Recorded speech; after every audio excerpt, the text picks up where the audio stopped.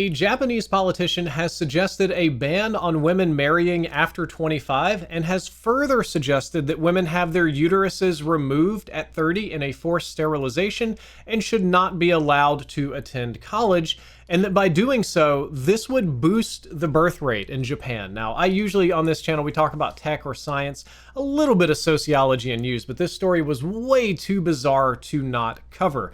So in case you're unfamiliar, the world's population and fertility rate are expected to drop in the coming century. Here you can see our global level of fertility with all of the graphs going down, but especially going down in the developed world. This is extra bad in Korea, in China, in Japan. It's not great in America and Europe. Almost every developed country is facing declining birth rates, and my personal opinion on that is economic conditions, but we're rapidly approaching a sort of Children of Men movie level scenario. And as much as I think the planet is overpopulated, I think that having a generational fall off or drop, especially an unplanned one, would be terrible for management of our planet because nobody would be able to work on anything. A huge amount of our resources would be going toward caring for the elderly. But the story goes, the leader of the Conservative Party in Japan, Naoki Hayakawa, which by the way, I do want to clarify that Conservative Party Japan doesn't have a lot in common with Conservative Party US. Don't try to conflate those ideologies. They just share a name.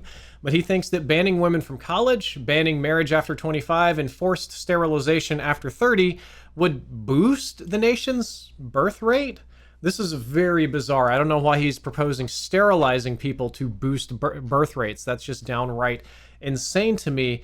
But this did not go over well in Japan. There was a lot of backlash. There was a lot of apologies to be made. Turned into an international joke.